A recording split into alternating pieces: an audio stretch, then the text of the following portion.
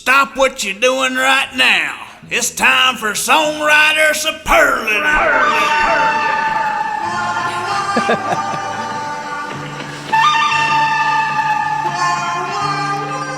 Well, it's that time, not again, because this is the first time, but it's that time where we give out a superlative for a beautiful piece of art that you have created, Nick. And so the superlative could be like, this is a song that like most likely would make people leave the bar, or like stuff like that, you know. But what we decided, and it was tough. It was a tough decision. We went through your catalog, and there's a lot of songs. There's a lot of good songs, and it was tough. But what we decided was that the songwriter superlative that we'd like to acknowledge you for, Nicholas Jamerson, this is a song that was most likely written after an edible, and it's called Brother Rabbit. And so this is for Nick. Oh, thank you. And if you don't know what edibles are, you can see Nick after the show, and he might be selling more than CDs. You never know. This is hilarious. Thank you. This will go right up over my bed. Awesome. We were hoping so. And this song is I don't know. I think you were on an edible maybe when you wrote it. I don't know. But I don't know if there maybe is a theme that you hope people get from this song, because there's several good ones in there. So maybe if you want to describe, what you hope people gather from that song in summary. And just a heads up, this is a sing-along, and you guys will need to play your part. So I hope that you're all open to that. But yeah, so. So you're right on my state of being when I wrote this. I was post an edible, not necessarily right after, but Right. But after.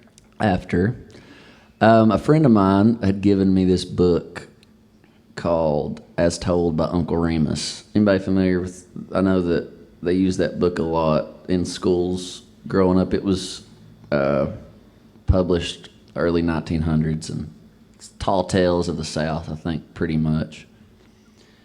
And so I was just thumbing through that book. A friend of mine had given it to me. He said it was real special to him, and just thought he just felt like he wanted to give it to me. So I'm going through the book, and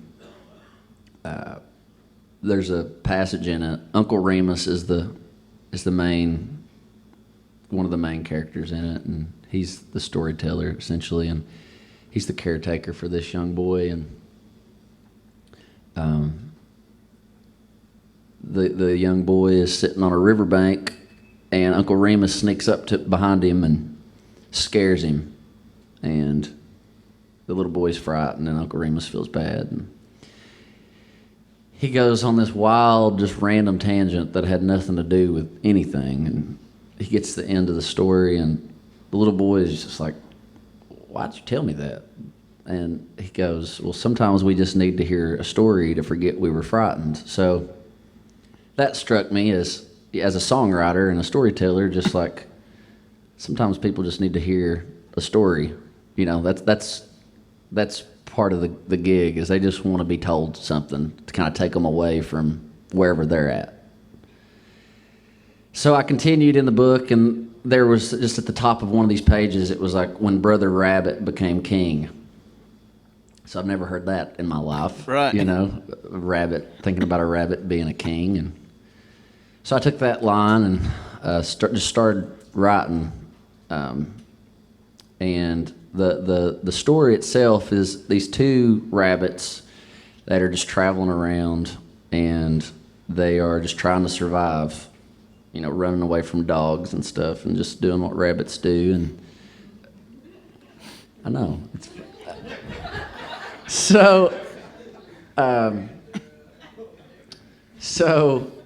One of the rabbits, they come upon this house, and Mary, the caretaker, takes in one of the two rabbits, And the song itself is from the rabbit that got left out in the cold, his perspective, and watching Brother Rabbit, who Mary named King, live like a king.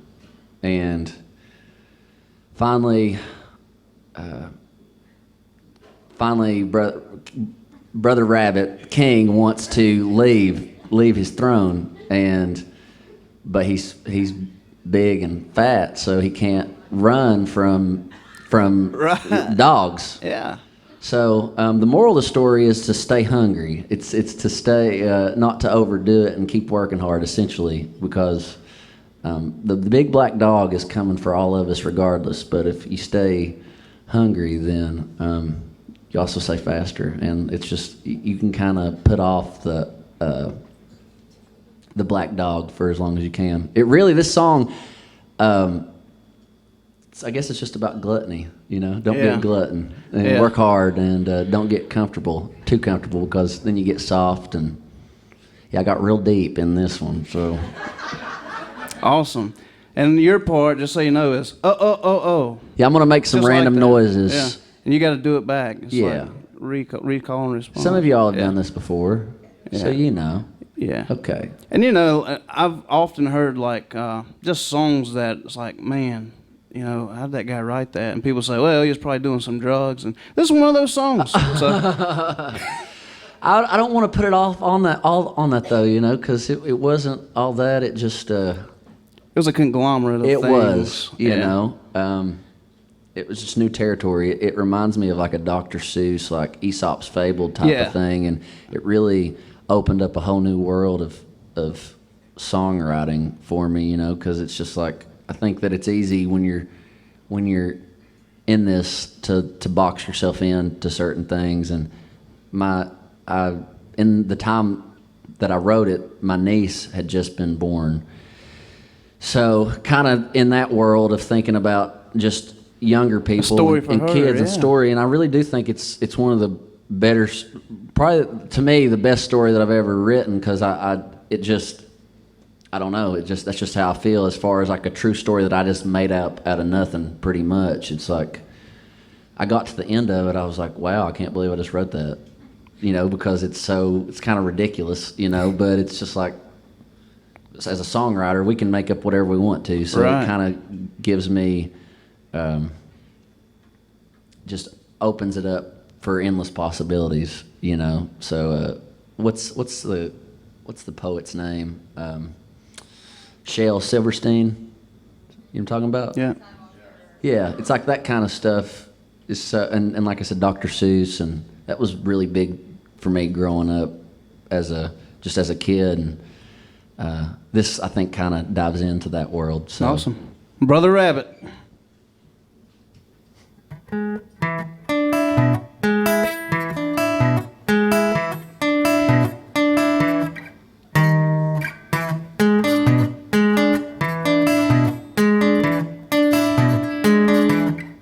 There was a big black dog that used to chase us round the yard. We really got his motor running like a brand new car. Yeah, we were young and hungry, two skinny rabbits traveling round the world to any lawn that would have us. Well, we stopped at this house on Secular Street, where old Lady Mary, she sat on a swing. Yeah, she hollered to the bushes, yeah, you got some nice things. She called me Brother Duke and my big brother King. With Brother Rabbit named King, it was straight out his dreams. Mary fed him strawberries with ripe salad greens. Now he's the fattest old thing that I ever seen. Since Brother Rabbit became king. All right, repeat after me. Here we go. Ho ho ho ho! Ho, ho, ho, ho. Dabba dabba dabba do. Dabba, dabba, dabba, dabba. Well, she took him inside, left me in the cold. Yeah, she softened him up. He had to do what he was told. With every day that passed by, that big old belly it grew. She turned him into a glutton that they were eating for two. Well, finally I yelled, brother, don't you wanna be free? Yeah, it used to be us, but now it's just me. with Brother Rabbit named King. It was straight out his dreams. Mary fed him strawberries with ripe salad greens. Now he's the fattest old thing that I ever seen. Since Brother Rabbit became king, run, rabbit, run.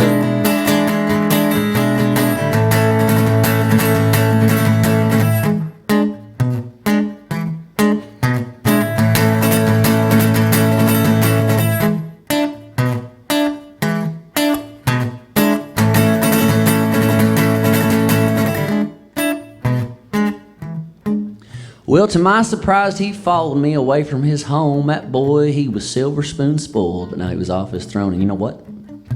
We ran into our buddy there, the big black dog, but this time my brother, he was big as a hog. Well, we both run away just as fast as we could, but it had been a long while since he run through the woods. And he huffed and he puffed till he ran out of steam.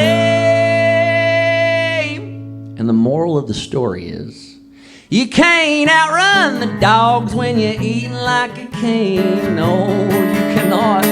Well, Brother Rabbit named King, it was straight out his dreams. Mary fed him strawberries with ripe salad greens. Now he's the fattest old thing that I ever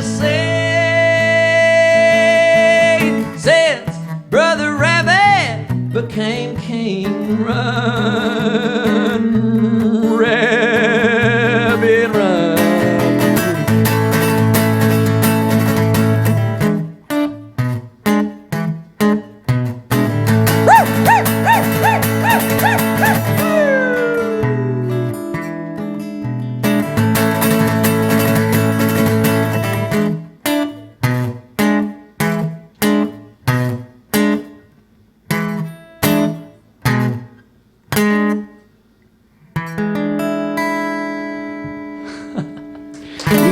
Jamerson. Thank you all so much.